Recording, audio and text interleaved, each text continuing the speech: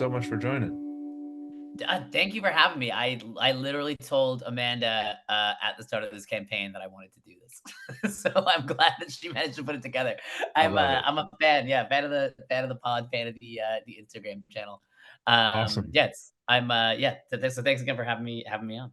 Absolutely. Honestly, it feels like so good that I'm finally getting to a point where like this is like the press tour for the hoop heads to come on and talk basketball. No, for sure. I feel like yeah, it's like more and more I'm seeing like people who are like pals and stuff on here too. So, Oh yeah. yeah, it's a sick thing. I like it. Awesome. Well, yeah, thank you again for joining. This is great. Um I am definitely a Ducks Limited fan. I really like the last album you guys put out, and I'm very excited for this new one. Thanks a bunch. Yeah, no, I'm yeah, glad to hear you're digging it. And actually, this I by the time this drops, I believe the record will be out. Yeah, So that's probably there are not that many February days 5th, left. yeah? February 9th. Yeah, it's Ninth. February 5th today. Today is February 5th, Yeah, yeah. yeah, it's out on the 9th. So like yeah, like a few more days. Yeah, yeah. So that'll be great. But to kick things off, the first little tip-off question I like to do is I like to ask people what they've been listening to lately. Yeah, for sure. I'm trying to I like I'm trying to think. I don't wanna like let anything go. Yeah. I actually like right before we got on this call, I was listening to a thing. So Evan, my bandmate, was just in Australia for like most of the last month. Hmm. And he sent me like his big discovery from this particular trip home, which was this band called RMFC, Okay. and they have this record called like Club Hits. It's like kind of this like egg punk thing, but like they've got a 12 string, so it's got like a little bit of like a jangly quality to it. Okay. But yeah, I was really digging that this afternoon. That's like not one that can say I'm particularly versed in, Hmm. but one that I was really enjoying. Yeah, the name stands for Rock Music Fan Club, which is also Very, but on par. Yeah. It's like you know what you're getting. yeah, exactly. But yeah, I was listening to like the new Dead a bit this Hmm. last week. I was really into that. Cool. Um, been really into this band Golden Apples who we played with a little while ago. From Philly. Hmm. Bori, if you know them, it's like had a record called Who's a Good Boy out at the end of last year that was produced by Mo Troper. Cool. Um, yeah, it's super good. What else? I don't know. I feel like most of the recent Trouble in Mind catalog. Yeah, Listened to a lot of that. yeah. Cool. Got really into this band Motorcycle Boy the other day, which is Okay. like one of the people from the Shop Assistants band, like after the Shop Assistants broke up.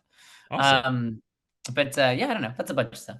Yeah, no, I love hearing, it never fails to discover new bands and stuff every time I ask this. So it's awesome to hear any new bands and anyone listening who can discover something new.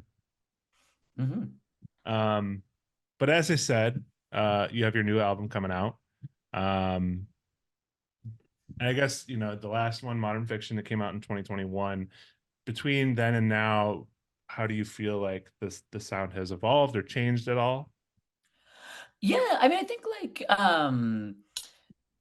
I think there are sort of a few elements of that, but like the big one I think is that like which we've talked about a bit before is that like we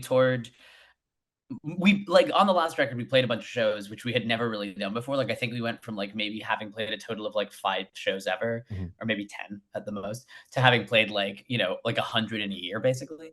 Right. And I think the thing about that was interesting was like sort of like we learned more about how our songs work, which in a way that we wouldn't normally, because we normally like have a process where basically like once we've recorded them, we just like never played them again. And so Yeah. it's like it wasn't like we're not a band that like jams or whatever, and it's like not really the way our stuff works. So it was kind of like having this thing where we lived in them for a year, and like we're playing so much, and like it just I think like on a kind of like bone deep level, we came to understand like what it is that we're doing.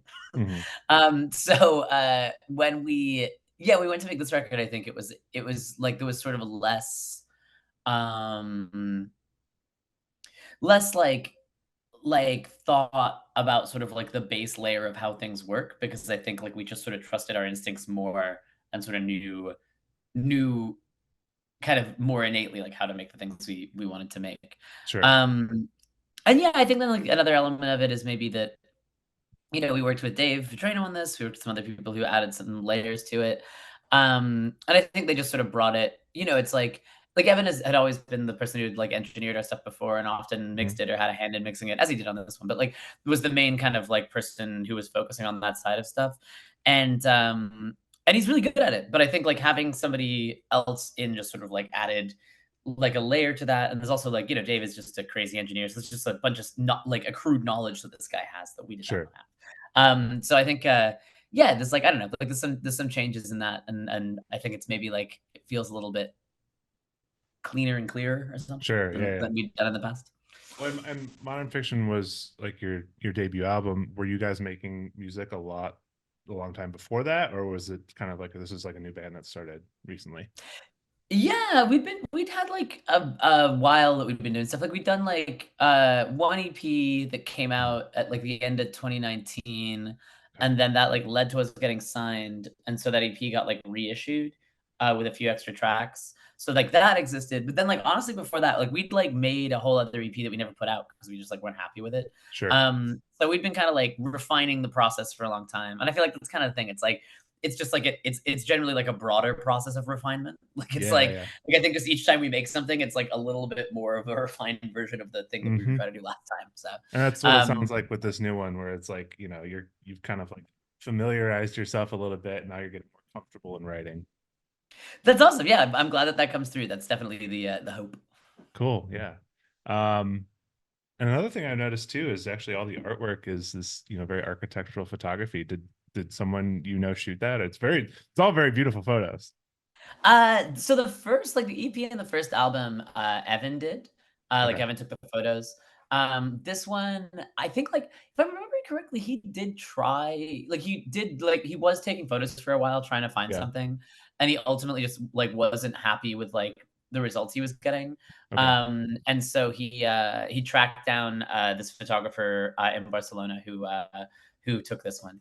Oh, cool. But yeah, we kind of have it like we kind of keep it themed. We like the idea that it's sort Yeah. of like all of our releases sort of look of a piece to some extent. Yeah. It's very familial. Yeah. Mhm. Cool. And it seems like you're gonna go on tour soon with some dear friends of mine, Rap Boys. Yeah, exactly. Yeah, we're going out with Rat Boys. Looking forward to that. It's gonna be And awesome. obviously, yeah, Julia and Marcus are on the record as well. Cool. Cool. Yeah, I'm really excited about that. They are very nice people and they're a lot of fun. So I feel like that's gonna be yeah, it's gonna be a nice little run to go out with them. Absolutely.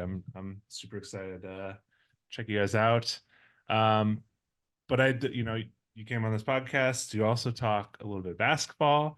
And I'm curious because your background seems so interesting because I read that you were born in the UK, but you were kind of raised here, and you're also like Wizards fan, but you're a kind of adopted Raptors fan. So like, what's the story behind that? Yeah. So I grew up in the DC area, like mostly. Like we moved there when I was like pretty little.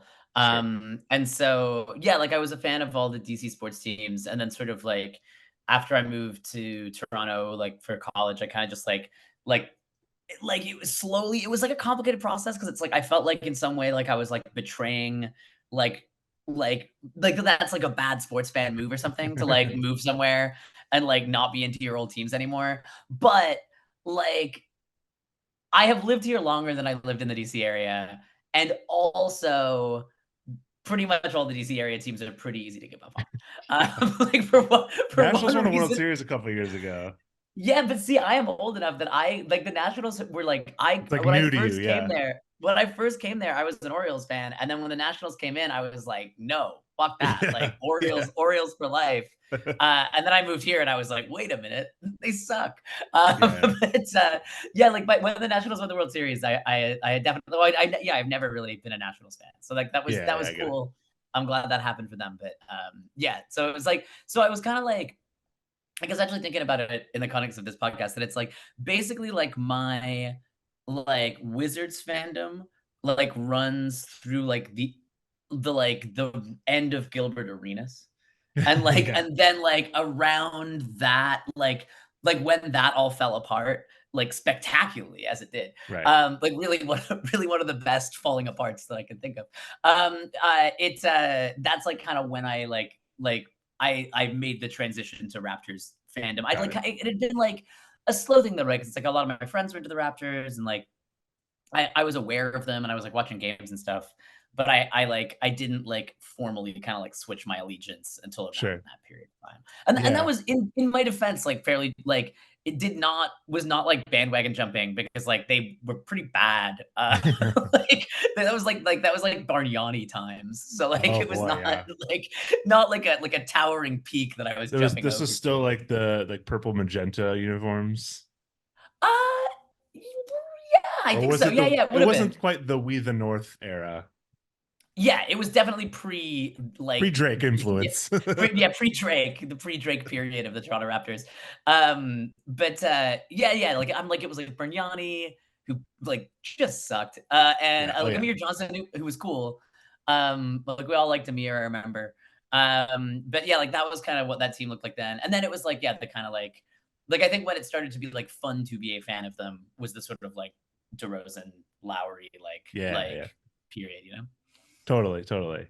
But honestly, I get it because like Toronto sports culture is it you kind of want to be a part of it. Like it does feel like very, enticing to be a part of, whether it's baseball, especially the Raptors. But yeah, I feel like their sports hive is like strong. Yeah, it's fun. It's like a fun like I feel like it's like like obviously like the Raptors delivered us from this to some extent, but it is definitely like there has been a prolonged period of like futility like kind of Yeah. across all of the sports and even the football teams that are kind of the dominant ones here like the Bills and the Lions. Like I'm a Bills fan, but it's like yeah like Okay. none of them have been up to much since like 1993 Yeah. 1992 that kind of time. So it's like yeah, yeah. So I think it's like that's a thing that I like I'm naturally drawn to. I think just Mhm. based on like my history of sports fandom is to like is like the hard luck teams and fan bases are like that's like where I feel at home. Yeah. Yeah. So like but yeah, like I think yeah, it's cool. I mean I feel like this is sort of like the way that the Raptors in particular are kind of like embraced by the city is a lot of fun to see. For Um sure. yeah. Yeah, and I feel like honestly, rooting for the underdog is quote unquote like the indie way to approach sports. Yeah, I guess that's true, yeah. um, but yeah, so then you were there before, you were there early enough to really enjoy that championship run. Yeah, yeah, I mean, I feel like that's like they were doing the thing that had been like kinda the same thing the Wizards have been doing, so it kinda didn't feel like totally like on a like an emotional level, like it was like that big of a switch because it was like I feel like they were both in this kind of like endless cycle of like show some promise, realize that your ceiling is winning like 3 to 6 playoff games, tearing it down and starting again, and they both teams just sort of like did that for like 25 years with some like weird off ramps, like Right. like Michael Jordan and shit like happened, but Yeah, yeah, yeah. like that happened. Like obviously the Raptors won a championship, that was like also different. But like it was mostly like just this sort of like get a core together, get excited about the core, maybe add a couple guys, doesn't totally work, start again. Like Hmm. Yeah. Yeah, and I'm a Bulls fan, and so it's a similar thing, but except they don't tear it down. They just continue right, on and just just like write it. Yeah. we'll be like a 10 seed and just we'll just keep going. Um, I was texting. I ended up being wrong, but I was texting with a friend who was a Bulls fan at the beginning of the season, and he was like, like he's an optimistic guy, and he was like excited about the Bulls, and I responded, "See you in the play-in, man," and he yep. did not like that at all. But you're not But, wrong. yeah, it's like I feel like that is. I mean, obviously the Raptors are now engaged in a teardown, but like prior to that, like that seemed to be about where both of these teams were gonna live like for the For foreseeable. sure. Yeah, I mean, so on that note, how are you guys feeling on the Raptors season so far? I like ultimately it feels and I think most Raptors fans feel this way. It feels better that they've chosen a lane finally.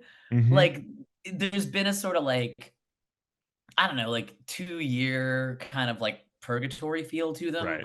where and then I think like the front office definitely, with what happened at last year's trade deadline, like I think really tried the patience Yep. of the fan base where it's like it was just sort of like it was pretty clear to everyone that it was time to move on from like Project 6 9 and like this whole thing. Yeah, yeah, yeah. Like, and it seemed like, like yeah, they had gotten as far as they were gonna get. This thing wasn't working. And I think like, Jury's like earned enough goodwill that people were sort of like when they did the Priddle trade, people were kind of like, well, like maybe he's right. Like maybe it's gonna work. And then it obviously like didn't. Um and so I think it was like I think the fear that everyone had this year, at least that I had, was that like somehow he was gonna just try and hold on to like OG and Siakam again. And No. like, and that was not gonna work, and it was gonna be real ugly. And it's like, I mean, I don't know, like Siakam is a little bit of a different one. Also because I think when the Siakam trade happened, it was like clearly signaling like this is a full on teardown. Mhm. But the OG trade, like, I think everyone's pretty happy with that. I think I'm I think pretty so. happy with that. Like, Quickly's I looking like nice. yeah, he's awesome. Yeah. He's really fun. I feel like every like Knicks fan when that trade happened was like, you guys are gonna like this guy, and yeah, I do. He's awesome. He's great. He's like, I feel like he's got a weird like basketball personality where he's like Mhm. a happy-go-lucky grind set guy, Yeah, which yeah. is like a weird kind of guy, but like he's great. He's like very charismatic and fun. He's a fun player. It seems like the sort of general theory that it's like you bring that guy in, you give him more minutes, and then like it's like this is like he will grow into those minutes Yeah. like seems to be like bearing itself out sorta insofar as the small sample size can let you know that. Right. Um, so yeah, no, I hope he resigns. I feel like people seem to think he will. Yeah. He's a fun guy to have around. Like, definitely a lot more skeptical of like the RJ Barrett experience, Yeah. but like also like he's looked pretty good for the most part so far. But it's like I like this is a peculiar thing that I think happens in like Canada with like especially in basketball because it's like that's the only team up here Mhm. where it's like because like I don't know like just like the way that he gets treated because he is Canadian and like the amount of like time that has to be spent on every broadcast like discussing him is like annoying. Like it Yeah, no, I can like see that. faintly embarrassing. Like where it's like, like I remember like when like Biden got elected, there was like a fucking like above the fold like newspaper story in all the national newspapers here being like Kamala Harris sort of Canadian. And it's like she went to like high school for a year in Montreal. Like it's like Yeah. not even vaguely. And it's like why do we have to do that? Like Canada hangs on to we should whatever they act can. Yeah. yeah, we should act like a real country. Act like we've been here before. But yeah. So the RJ thing is like I think like I feel like I'm projecting a lot of stuff onto him that isn't Sure, yeah. I mean, that isn't maybe fair. Like I do feel like, there's the obviously the hometown preference, but I do feel like he would actually be better on a team that is worse than the Raptors. Like he needs to be like the only guy on the team so he can really elevate himself and explore what he can do. As like because you got Scotty, and I mean that they're gonna kind of, I think not maybe not play the best together, but we'll see. yeah, you're probably right. Like yeah, that contract is an albatross. Yeah. Like maybe I don't know. I want to believe that there's something there. Like, I feel like he hasn't been as, like, frustrating as I was, Yeah, like, yeah, led to believe he was going to be. yeah. Like, occasionally he, like, finds the outlet pass. Like, I don't know, it looks Right. okay. Like, You just gotta let him um, keep playing. yeah, I mean, it's like, what else are they gonna do at this point? Exactly. But, yeah, no, I feel like that yeah, that part of it, it was like that trade happened, felt like some cool some, like, movement forward, that is cool. The Siakam one, I feel like I also just, like, I don't know. As I was more emotionally invested in him, even though I Sure. kind of like it's like I knew he couldn't and he wouldn't, and it didn't make sense for him to like resign. But I secretly was like, well, maybe like I wanted him to. I wanted there to be a way that they were just gonna be like, yeah, we're gonna try and do it, even though like he is the wrong age relative to Scotty Barnes and stuff. Right, right. Um, but I'm happy for him. Feels like that's a good trade for him, and that's nice. Yeah, And definitely. the Raptors needed some more stuff, and they got some stuff, and, Yeah, like, yeah. they're probably gonna trade more of it away, I would assume, like, but, Yeah, all um my my Raptors friends, it's like all I kept seeing was like the last piece of the championship team is gone. mm, it's true. Very Well, wistful moment. I think there's somebody like I think Boucher was also on that team though. Like I think Maybe, yeah. I think there's like yeah, who is like a funny guy to be the last guy, but also like that Yeah. kind of makes sense. Like Right, right. the like 31-year-old project player is like still there. Yeah, yeah. Like No Bruno um Caboclo, but yeah. But yeah, yeah, I don't know. I mean, I feel like, you know, it'd be cool if they were scrapping around the Mhm. play-in next year. That'd feel cool. I feel like that could happen. I don't. It's a little hard to say. I feel like there's just a lot of like things that could happen. Yeah. A lot of potential. Yeah, for like I don't know, for this roster to just look. It's very. I feel like like at least for me, hard to predict how this roster is going to look in the start of next season. But Yeah, I it do feel like like in general you're in a good spot to kind of see how the rest of the season plays out this season, and the next season it's like, all right, well, it's are we doing another season of this or whatever? Because you're gonna get a decent draft pick likely next year, hopefully. well, no. So that's the I mean, there's thing. worst. Oh wait, did you trade away the pick? Yeah, they fucking traded it for Pirtle. So, like so that's the thing, they don't have it unless they finish bottom 6. So it's like, if they finish bottom 6, like, that's actually good, that's what you want, like, as a Raptors fan, you have to be rooting for them to really bottom out. I think they Yeah, are, like, holding on to that I spot right think now, but so. obviously, like, the lottery could screw it up. True. But yeah, I mean, I guess they have, like, somebody's pick next year, but I don't like, they got it from the Pacers, but I don't think it's the Pacers. Yeah. And then they have, like, the Pacers the following year as well, I think, or The something like the that. I can't lineage remember how it of works. picks gets so lost at a certain point. They just go from one team to the next and then the next and the next. It's crazy. Yeah, which is a fun NBA thing to Yeah, me. I it don't know. is. Like, No, it's then it can completely get, unique like, to the just, like NBA. yeah, and, like, how, like, silly it's allowed to get, like Absolutely. and, like, I feel like you eventually like, I did read this the other day because I was thinking about it, and I was like, "This is so ridiculous," and then I looked it up just to be like, there is a limit, right? Like, they can't, like, give you a draft pick from 10 years from now, and they can't Right. do that. But it is, like I think the ceiling is, like, 4 or 5 years or something. It's still pretty It's a silly, long like time, yeah. Because I yeah. mean, if you look at like the Thunder, they have picks for like the next 5 years, I think, or something like that. Yeah, I think it's maybe 5 that's the cap. There is a Yeah, cap. I found out, like, because I was like, I was just not sure, but but you never know. I feel like always pushing the limits. And if I look at baseball this year with like how the Dodgers are doing salaries, it's like they're always finding new ways to do this stuff. sure, yeah, it's very creative, exciting. um, Um, but yeah, I mean, there was one clip I saw actually from JJ Redick's podcast, and the way the Raptors are right now, that he was talking that basically the era of big names in free agency is kind of over. That you really have to just take the gamble on the trade, or you build your team from the ground up through the draft, which I feel like maybe that's where the Raptors see they need to do, or trade for the young people. yeah, I mean, I feel like they, historically, I mean, and have liked a big trade. Yeah, Um, yeah, like, I feel like yeah, but I don't know. I mean, it is hard because it's like the cupboard is a little bare, right. at present moment. Um, but yeah, I mean, I feel like they do have some pieces that, like, they could conceivably develop that I'm sure they're kinda banking on the idea that they can Sure. develop. Even like, yeah, even though like, this the promise of Grady Dick seems limited. Yeah. You never know. He's looked better, Right. Yeah. I Yeah. think. The last couple of weeks, I did go to a G League, like a Raptors G League game like Oh, last nice. week, and I could say that like they didn't fill me with hope for the future.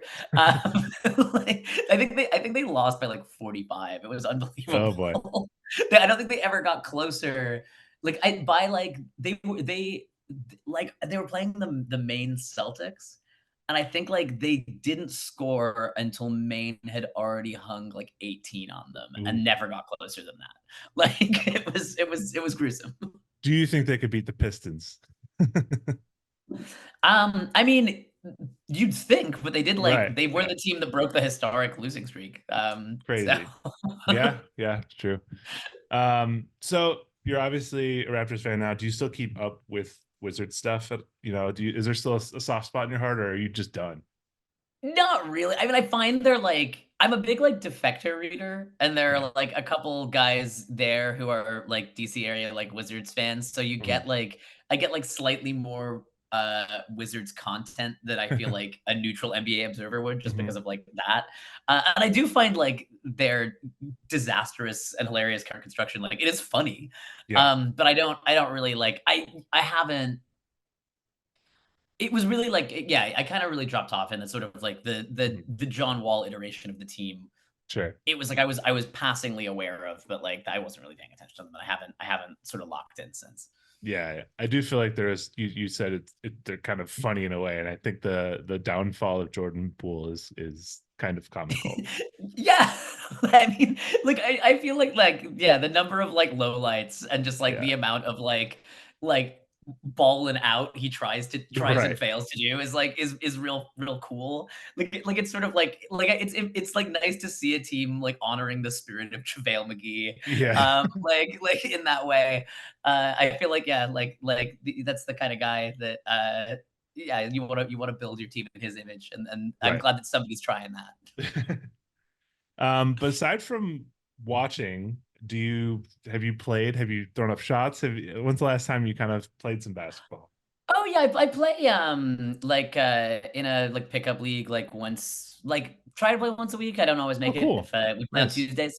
But, yeah, I try and play. It's like I'm not any good, but Yeah. I enjoy it. It's a Yeah. good time, and it's like this one that I play and is like, yeah, very, like, chill, just like, like, no one's taking it too seriously, Right. which is certainly for the best, so it's a good time. Yeah. Don't even too You're not getting in games with the guys who played like D2, like college basketball. Like, I don't think that would be, like, fun for either of us. Yeah. no, no. Yeah. Yeah, that's sometimes you get in the game where you're like, why are you playing rec ball? Why are you here right now? This is not fair. Yeah. Or just I feel like it's the hard ceiling for me is, like, if once you start complaining about calls, like, Yeah. that's the point at which a game should not be being played. Like, it's that's like, y'all should go do that somewhere else, like, with a ref. Like, because Right. it's like, if we're playing a pickup game and, like, people are disputing foul calls, it's like, it's being taken too seriously. Yeah, Like yeah. Um, growing up, do you have any kind of like basketball memories, or, going to games or anything like that? Uh, yeah, I mean, I remember like the week, like not the week, but like very early in like moving to the States, like, probably been there like a couple months or Mhm. something. I went to see uh the Wizards play the Cavs in a game that went to two overtimes. And I didn't Mhm. know like a lot about the sport at the time. But I remember being like thinking that was really cool. And also, like, getting to stay up past my bedtime by, like, a lot, Yeah. which was good. Um, yeah, my introduction to it really, like, was I, like, was just remembering this now talking about it.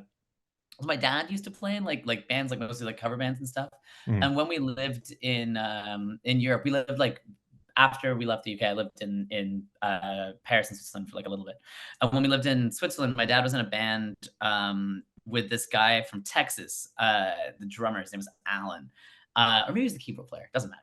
But this guy called Alan, and he was always like like way nicer than to me than like a like 40-something-year-old man needed to be to like a Right. 7-year-old. And like, but yeah, so we were pals or whatever. And he when he found out we were moving to the States, he was like, "Oh, you got to be a Rockets fan. The Rockets are the best team. Like everybody knows that." And he bought me a Rockets shirt. And like the summer we moved to the US, I was just like wearing it constantly. And I got really, really into like Hakeem Olajuwon. And Mhm. like I read like a biography of him, and like I would always play as the Rockets on like all the NBA video games. Right. And like yeah, that was like kind of like my first introduction to the sport was this guy who was just like yeah, to indoctrinate me into Rockets fandom, which I guess was like around the time like they had fairly recently won a couple of championships. So True. And yeah, I feel like that's like the end of, I'm guessing that's like the end of Hakeem and like kind of the beginning, even the beginnings of maybe the T-Mac era, kind of getting into that. I think by the time we moved there, Hakeem was gone actually. But Yeah, it's yeah, yeah. like, but I knew that he was like a legend, you know? Hmm. Um, yeah, he must have been gone by then. Or maybe What I if guess he did kind of hang around, but I don't know. But he yeah, did play for the he wasn't Raptors? he did, yeah. But he wasn't a star anymore for sure when No, by the yeah, time I was like aware of it. Yeah, it was yeah. yeah, T-Mac and then like I remember like I was still playing as Houston on the video games when Steve Francis was playing. Oh yes, Yeah. it's a good era. It's funny. Mhm. There was like a one of those, basketball Instagram accounts that posts like the 2004 lineup versus the 2024 All-Star lineup, who would win? And I saw some of the comments be like, "Who is Steve Francis?" And I'm like, "What? Oh, man. I guess Come it was on." like a brief because it was kinda like a tragically brief peak for him, Yeah, right? Because he had, like, true. some personal issues and stuff, Yeah. he I don't actually I would, like, was too young to, like, fully clock anything, but he did play for, like he was only good for, like, 3 or 4 years, right? Yeah, he was like, I'd say he was like the height of it, for like, I'd say even kind of like Penny Hardaway, where that's obviously because of injury, but um, they were at the height for like maybe like 4 years, but they still tried to Yeah. maintain.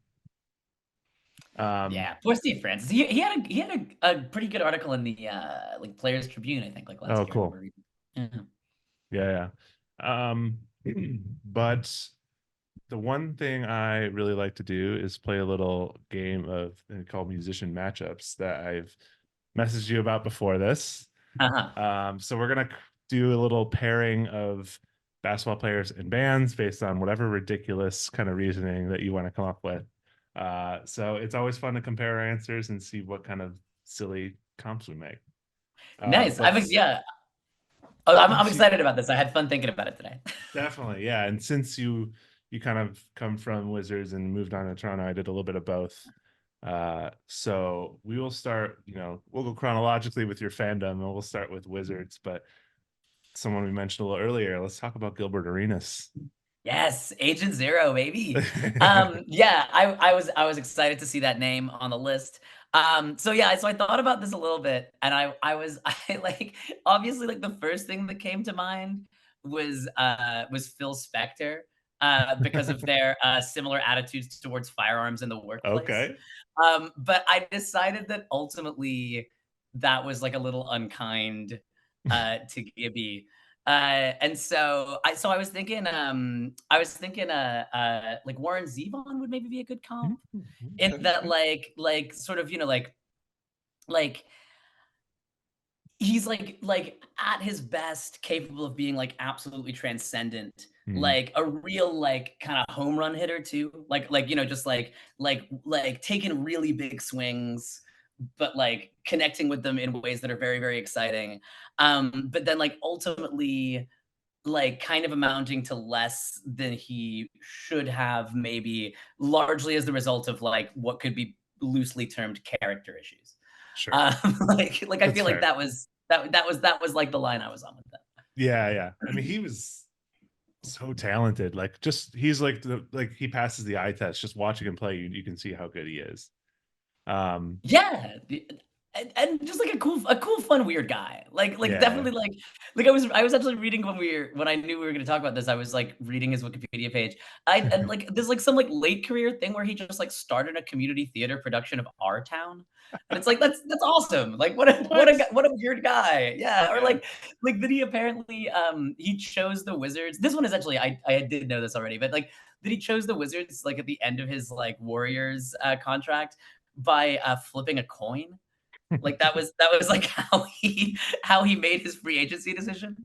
That's like some Um, absurd like sitcom level stuff, you know? yeah, no, it's great. I like, but no, I honestly had so much fun like reading about him today. There's also like stuff that's come out since like like obviously like the thing that we have not directly discussed, but like the collapse of that iteration of the Wizards being because he brought 4 guns to the locker room as part of a gambling dispute. Like Yeah. really amazing stuff. But like that, like I guess like Caron Butler wrote a memoir recently, and Okay. and there's like new details of like how that went down in like Karen Butler's memoir, and it's like more insane than I thought it was. Like Wow. it's like the story as it was reported, like is a lot less like you both like I feel like you both I gleaned from it initially reading about it and like my understanding of it before reading this Karen Butler thing that like, it was like the the cause for the firearms brandishing was more severe and that the actual brandishing was like far subtler than it in fact was. Like literally loaded guns were pointed at people in a locker Right, in right, an right. NBA locker room, which is like is insane. Like just mind-blowing Crazy. stuff. Yeah. There needs, I don't know if there is one. There needs to be a 30 for 30 about that whole thing. There must be. It's Somebody just must have done it. such a crazy, crazy circumstance. And like, because they were they were kind of a hot team at the time. Yeah, yeah, like, no, that's like that kinda, like, cycle that I was talking about before, like, they'd won a playoff series, and, like, Yeah, they looked like they were, like, maybe putting it together. I think, like, even maybe if I'm remembering correctly, it's like, at the time it happened, they were, like he was having, like, a historic season, like, start to the year. Like, they looked like yeah, they maybe weren't, like, contenders, but they were, like, sure. fringe contenders. Yeah, yeah, definitely. Um, and, yeah, yeah, and then that happened, and that was kinda it. Warren Zevon. Yeah, well, yeah, no, yeah, got off track there, but I feel like the Zevon comp, like, there's some similarities. Sure, for sure. Okay. I think my pick. So I went, kind of a similar approach, in that he is controversial, but very talented. I want to underscore that. So talented, but he is controversial and often sometimes even a little irritating. um, and I went with Death Grips Oh, okay. because like they're I can good, see but that. it's like, man, sometimes you just like they're very, they don't show up to concerts, or like they do shit like honestly just to piss people off sometimes. And it's like, but you're good. Like Zach Hill as a drummer is like insane, So it's like I get it, but like if you just like brought it all together, it's like we could be doing great things. Okay, yeah, no, okay, I like that. I like that. I appreciate, yeah, yeah, I feel like that's a good assessment of like of kind of the way that Arena's potential was maybe squandered. But it's not like squandered. Like he was good. For He was really sure. good. Like it's not. I don't want to like. Yeah, like I feel like he did have a pretty good career overall. Still, Absolutely. Definitely. Um, but I guess so have Death Grips. right, right, right. So our second person, I know you mentioned you had a little bit of trouble coming up with this one, but we're talking John Wall. Yeah, yeah, no, I had a hard time with this because I feel like he's, like, tragic in a way that's, like, hard to replicate in a musician arc. Yeah, Like, yeah. like, it's, like, kinda like, there are obviously, like, people who die young, but, like, that's not quite what happened to John Right. Wall. Like, but and it's like, and at the same time, it's, like, a sort of, like, a quick peak and a long fade is also not that unusual, and in many ways, like, not Sure. necessarily in band context, like, not necessarily that tragic of an outcome either. Like, it's like a thing where it's Yeah, like that's kind of accepted as a way that it works sometimes, and it's like that the peak has this sort of like like the peak can still have value and still be this sort of like really important sort of indelible mark that you've made. sure. And Um, injuries aside, he when he plays, he still plays like pretty good. Yeah, no, totally. It's just been this sort of like yeah, that just like being able to see his light shine has not been a thing that has Hmm. been very possible over the last like several years. Yeah. So yeah, like I didn't have like a thing that I thought totally made sense here. But I'd be curious to know what you've got. Yeah. Uh so it is kind of that fade you were talking a little bit about, but I went with a band, that wrote, it's like this is focused on like the era of his career really. They rose in early 2010s. That's when he kind of came to rise, kind of got Mhm. popularity, was really good. I'd say his peak era was maybe like 2014, ish, 2015. Um, and then since then, it is kind of a fade off. So I went with Dirty Projectors, who, they were pretty huge, but like ever since was Swing Low Magellan, I feel like it's been like just B-sides and remixes and re-releases and things like that. It's like I haven't really seen much. Yeah. They had one album in between, but that's kind of John Wall. It's like he's still around, but like, is he? Yeah, no, that's good. That's good. I like that. I feel like that's like, yeah, the similar sort of like, yeah, like confusing middle ground between existing Right. and not existing as a thing is like is there. And Yeah. I loved Dirty Projectors back in the day, man. Those albums were so great. And so like Yeah, if I look to his play style too, like so like unique. I feel like that's, if I look at the music as well of Dirty Projectors, like it's a very unique style, and like he had a very kind of unique swagger to his play style. So I feel like kind of compare it that way too. no, that's fair. And another thing they have in common, actually, I think, is that like Dirty Projectors and John Wall are both things that I will acknowledge as being quite good and cool, but also are things Yeah. that I never really got that into personally. Yeah. Like, so that's like Absolutely. that lines up again. Right. Totally. Um, cool. So we're moving to the Raptors now. And we talked about him a little bit. Kyle Lowry. Okay, all right. So I liked this one.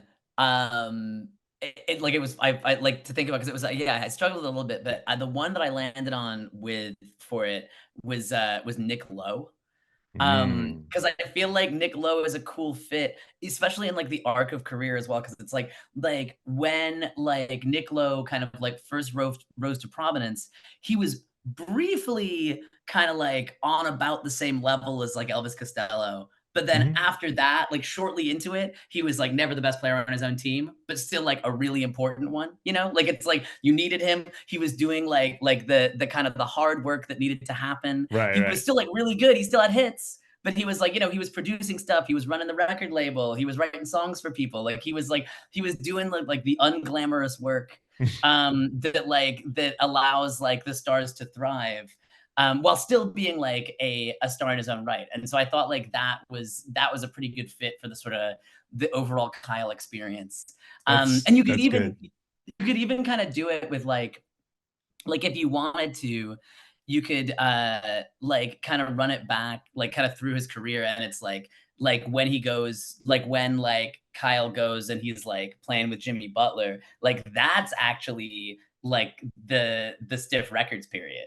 And like the earlier part is yeah, like I feel like there's like a lot like when he's in like rock pile and stuff. Like, it kind of Okay, yeah. works.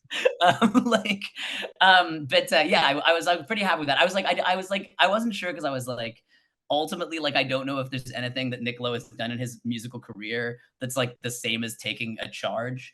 But like like otherwise, I was like, I think it kind of fits. Yeah, no, I feel like I love I love Nick Lowe, and I feel like he's definitely had various like lives in his music career. Like I feel like Yeah. the later version of his music is this very like subtle cool guy sort of thing, like older cool guy.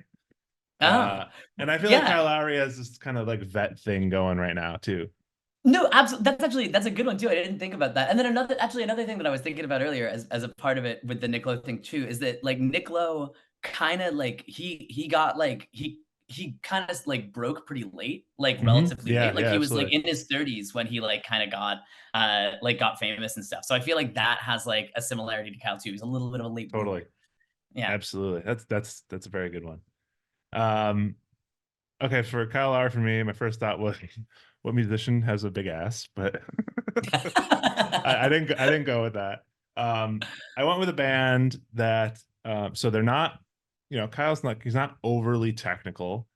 Um, he's not complicated, but he works. He's got like a simple game, pleasantly simple and efficient. Um, and that for some reason you can't really explain why you love it. Um, and it's the band Always, who's like they're not like overly technical musicians, when I hear the music, but it's like it's so pleasant to hear, and I like it's so smooth and like dreamy. Oh, I like that. Also Toronto, so it's like that Yeah, connection. Yeah, I think that absolutely. I'm a big Always fan. Love But Always. I like that.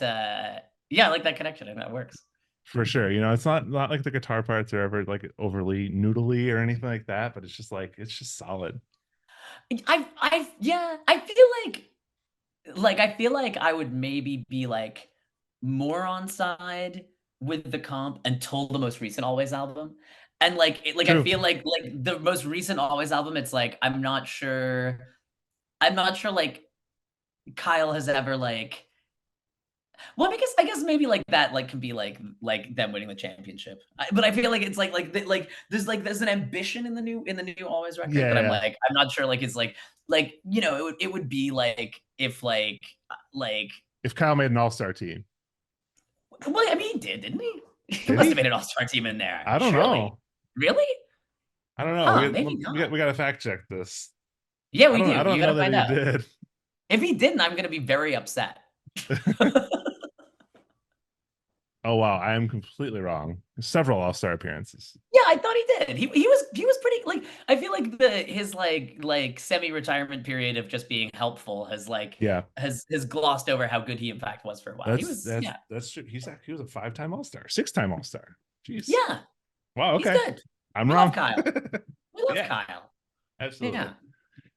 Okay, then yeah. Okay, so let's move on to the final player then, and that's making your connection to your Houston Rockets fandom. We got Fred VanVleet, who went from Toronto to Houston.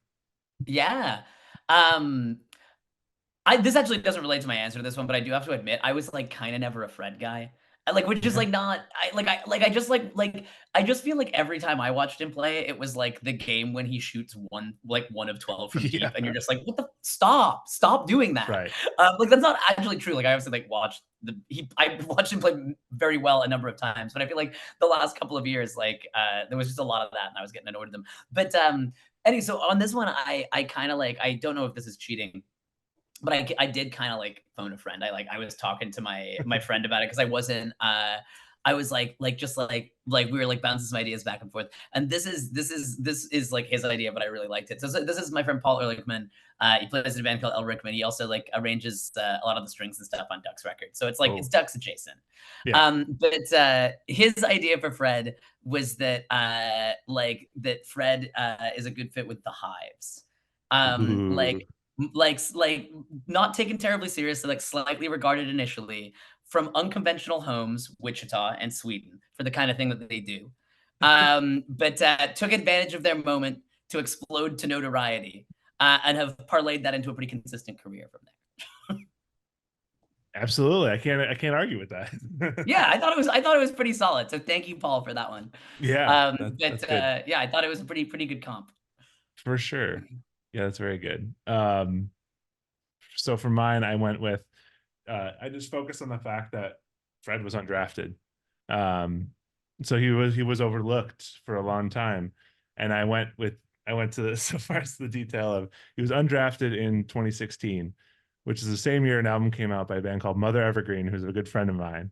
Um, and it's an overlooked album and it's an overlooked band, and I love it so much. So this is my platform to give a recommendation to anyone of Mother Evergreen. Hell An yeah, I love overlooked that. great talent. Yeah, absolutely. Hopefully, they can also bet on themselves and have Absolutely. get paid. Yes. Go to Houston and get paid. Yeah, exactly. He has That's actually what been everyone playing wants to great. do. He's been playing great in Houston. Yeah, I know. I feel like there was some surprise here that happened. Yeah. That people were sort of maybe he's washed, but he's not washed. No, He's it in wasn't a fact the fluke. exact the exact kind of veteran presence you need, and as it turns out, and And possibly they're hanging we in all there. need. They were Uh, like a bad team, but they're hanging around 500, which is I never thought they would be there right now. Yeah, they beat the Raptors pretty convincingly, Yeah. on Friday. There you go. But that's okay. That's it for musician mashup. And honestly, that's all I have for this episode. I want to thank you for coming on, dude. Yeah, dude, thanks so much. I had a really good time doing it. Yeah, it's like to talk some ball. For sure. And you can check out the new what's the name of the new album again? It's called Harmsway. It's gonna be out on the 9th on Friday on, Car Park and Royal Mountain Records. Yeah. Hell yeah. Awesome. We'll make sure go check out Ducks on tour. And dude, thank you again for joining. It's been a lot of fun. Yeah.